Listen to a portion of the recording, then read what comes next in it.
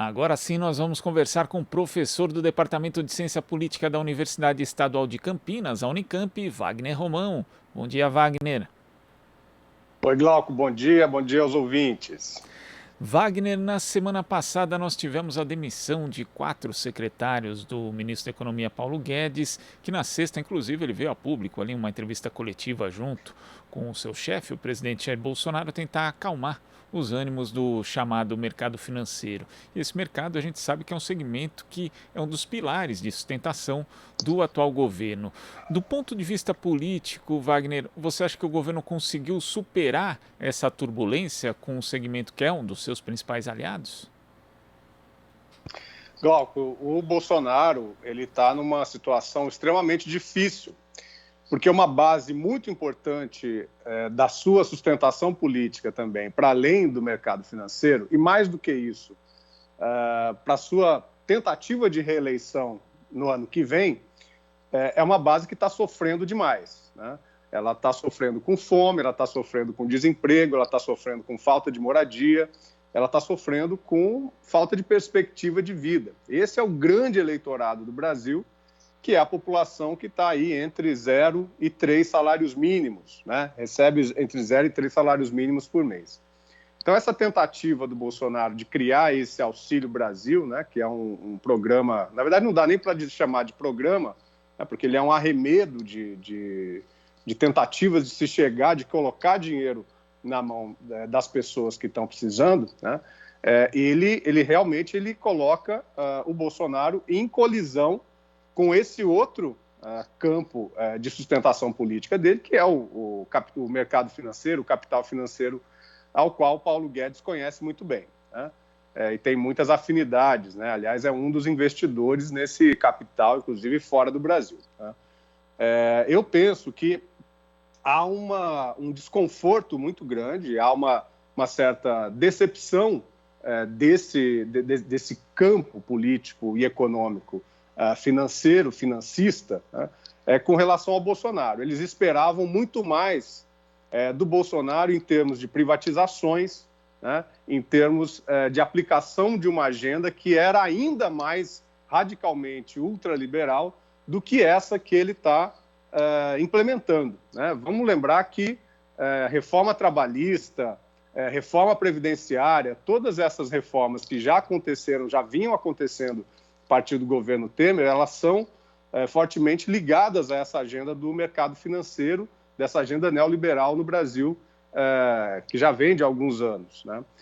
Mas ele não tem conseguido dar conta de implementar também essa agenda, seja pela sua incapacidade de articulação política, seja pelo fato de que o Brasil ele precisa de um Estado que chegue até as pessoas. Quer dizer, nós temos um país extremamente desigual e as políticas neoliberais, as políticas ultraliberais que foram, digamos assim, capitaneadas pelo Paulo Guedes na eleição de 2018, na campanha eleitoral de 2018, elas, no fundo, são impossíveis de serem feitas se não houver um governo francamente autoritário, um governo que não precise de eleições para se recolocar, para se manter no poder, né? Então, eu acho que esse é o imbróglio do Bolsonaro. Acho que ele está perdendo dos dois lados, está perdendo tanto junto ao capital financeiro, como junto também a essa população que mais precisa no nosso país. Mas ele continua mobilizando a base dele, só que de uma forma distinta agora, Wagner, porque até os acontecimentos de 7 de setembro e também durante aquela semana, ele ainda forçava um confronto, principalmente contra o STF. Mas desde então ele deixou ali o STF mais tranquilo, ele não faz mais declarações contra o Supremo, contra ministros da corte, e agora, na verdade, ele tem se voltado para um outro meio, né? Voltando a falar de pandemia e, na verdade, incensando um discurso anti-vacina. Tanto que na última live dele, ele fez a afirmação ridícula, estapafúrdia, falsa, de todo jeito, de que as vacinas estariam levando as pessoas a desenvolverem a síndrome da imunodeficiência adquirida, a AIDS. Triste, né, Wagner? Porque além de ser uma fake news, ainda mexe com pessoas que sofrem, ainda hoje, né? O Brasil combate ainda o preconceito e estigma das pessoas que têm o vírus da AIDS. Então, assim, é uma declaração lamentável de todo jeito, mas faz parte de uma estratégia, Wagner, Wagner? Porque ele continua mobilizando a base dele? Ele continua mobilizando essa base aí dos 20%, né, digamos, que estão ainda, né, ainda aprovam esse governo, ainda aprovam a figura do Bolsonaro, e muitos deles, dessas pessoas, acabam, inclusive, nem tomam conhecimento desse tipo de declaração, né? Há um certo bloqueio também desses meios, tanto para as consequências dessa declaração, como, por exemplo, né, nós tivemos aí pela primeira vez, ou talvez acho que pela segunda vez, o Facebook e o Instagram, desculpa, o Facebook e o YouTube cancelaram essa live, né, quer dizer, tiraram do ar essa live.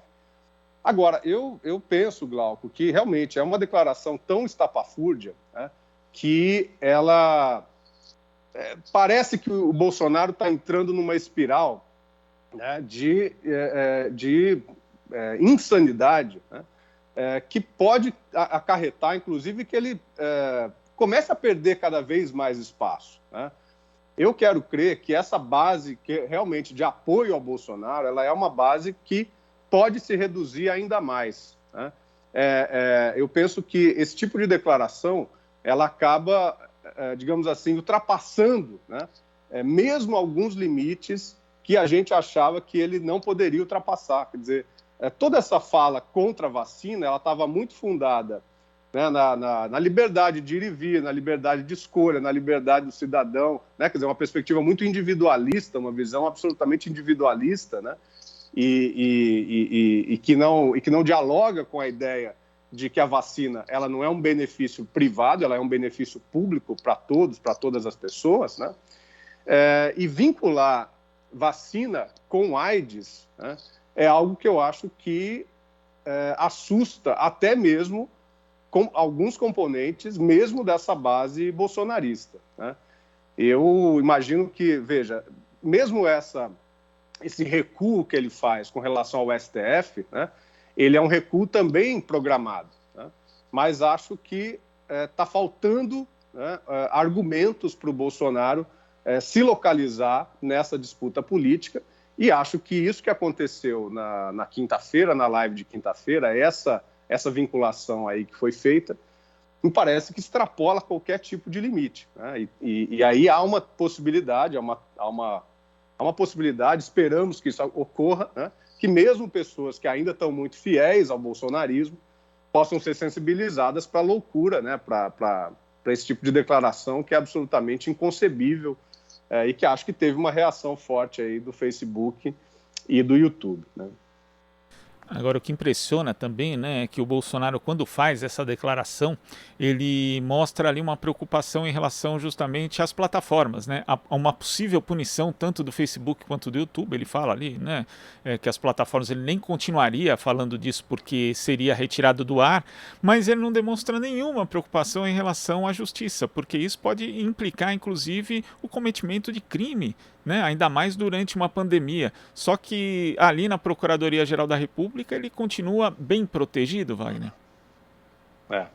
Eu acho, Glauco, dialogando também com a reportagem anterior, né, o Bolsonaro está blindado pelo Augusto Aras, que é quase que um servo do Bolsonaro ali na Procuradoria-Geral da República, e pelo Arthur Lira na Câmara dos Deputados, que é quem poderia iniciar um processo de impeachment.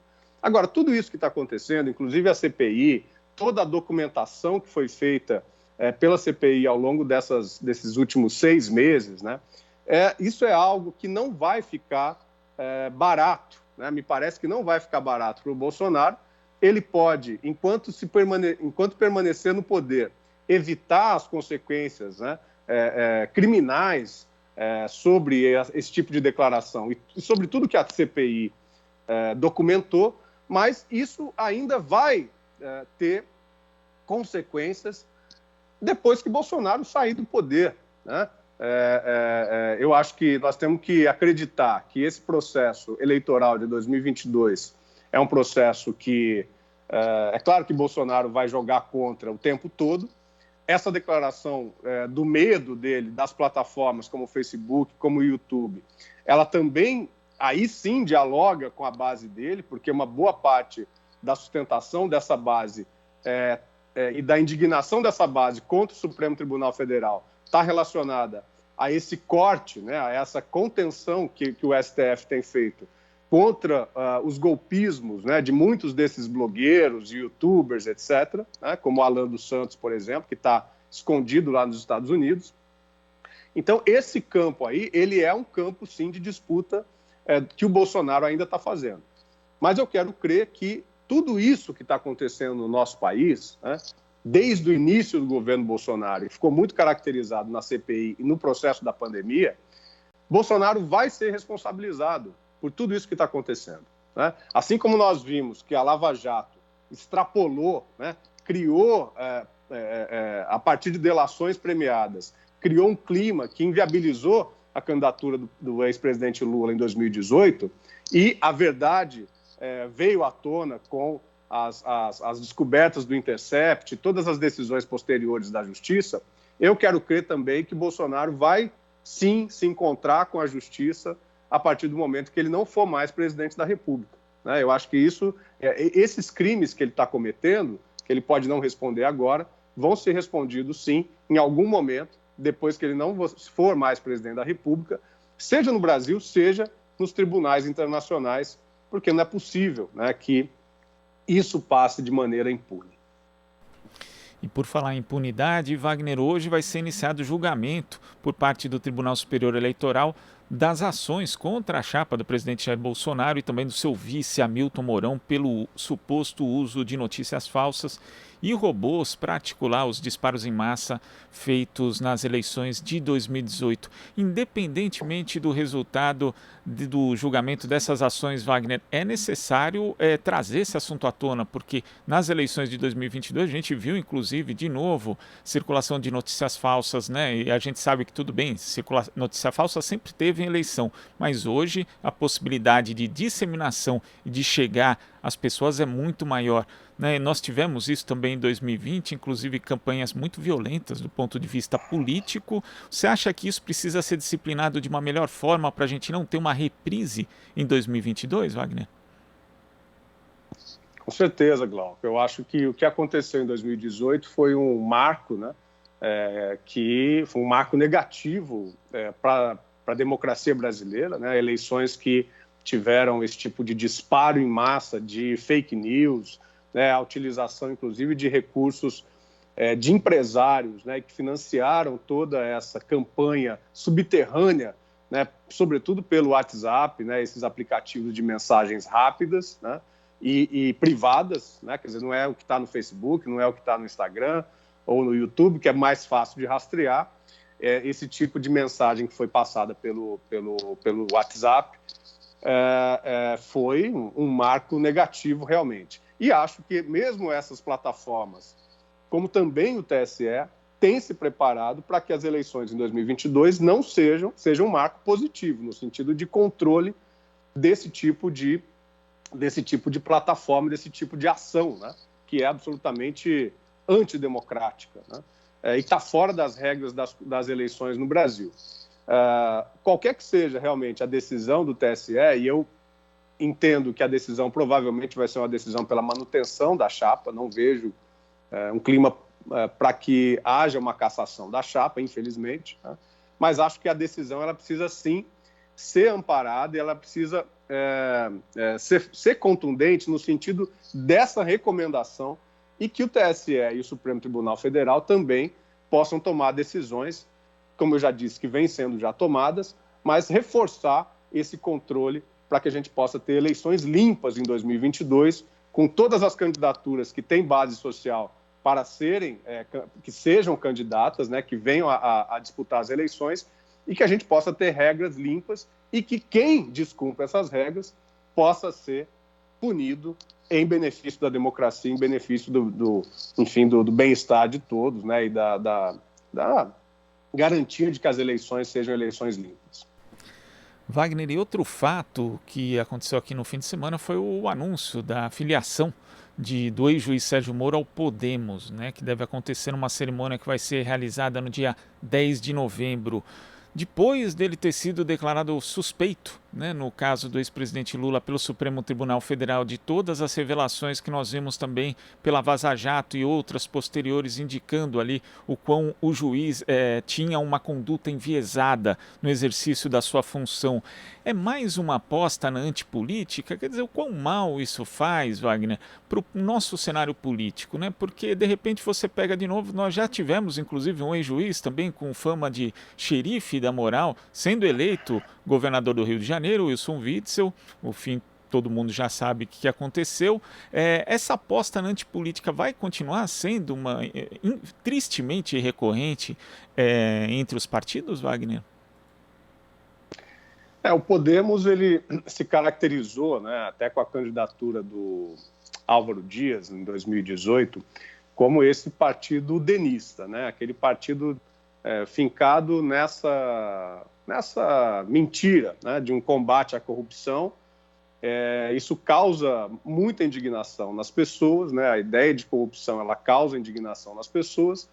E o Moro acabou sendo um ícone, mesmo com todo esse desgaste que ele veio sofrendo, né, mesmo com a conexão dele com o Bolsonaro, e mesmo com as descobertas que foram feitas, né, quer dizer, com o desvelamento de tudo aquilo que aconteceu, ele permanece sendo, sobretudo no estado dele, que é o Paraná, né, permanece tendo alguma força política. A gente precisa compreender que, mesmo com tudo que vem acontecendo, o bolsonarismo, o lavajatismo, eles vão permanecer por algum tempo como uma força política considerável no nosso país, né?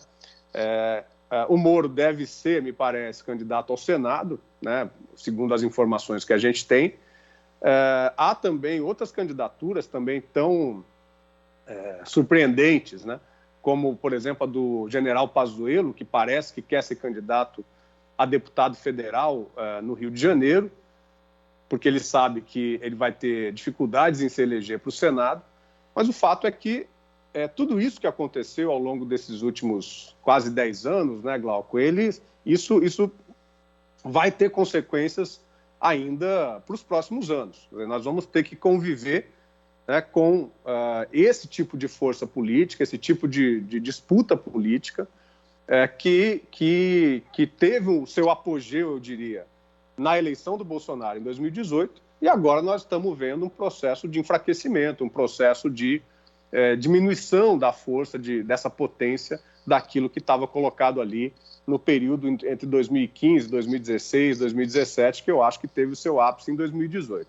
Então, mesmo diminuindo a intensidade desse tipo de fenômeno político, acho que o Moro vai tentar expressar esse campo, né, que ainda está muito ligado a uma perspectiva quase que cega, né, de combate à corrupção e de não perceber, né, exatamente todos os conflitos políticos que estão colocados no país, não perceber a extrema desigualdade social que nós temos no país, né, e que vão fazer, enfim. Mas vamos ver a campanha, né? Eu acho que o fato dele ser candidato é algo esperado, mas campanha é campanha, e ele vai ter que se haver com todo esse processo de desmascaramento da sua própria figura que aconteceu nos últimos anos. A gente sempre espera muito para ver esse tipo de figura política em debates, né, abertos, francos, né, que eles possam ser também, agora, inquiridos sobre a ação que eles tiveram no processo todo. Acho que, sobretudo, o Moro, que foi o símbolo, né, da Lava Jato, e também é o símbolo desse processo de desvelamento, né, de escancaramento das mentiras e dos conluios, né, do conluio que foi feito entre parte do Judiciário, parte do Ministério Público, parte da imprensa brasileira e parte também dessa classe política representada aí no Bolsonaro. Vamos ver, acho que vai ser muito bom poder ver o Moro responder a determinadas perguntas nos debates eleitorais de 2022. Apesar de a gente saber, né, Wagner, que esse pessoal da antipolítica aí não é muito afeito a debate, né? Tem uns que não vão, tem outros que acabam passando mal, então é sempre uma expectativa aí que às vezes pode não ser cumprida, né? Simplesmente a pessoa desiste, mas vamos ver. Wagner, muito obrigado pela sua participação aqui no Jornal Brasil Atual e até a próxima. Grande abraço, Glauco, boa semana a todos e a todas. Conversamos aqui com o professor do Departamento de Ciência Política da Unicamp, Wagner Romão. Você está ouvindo Jornal Brasil Atual. As notícias que os outros não dão.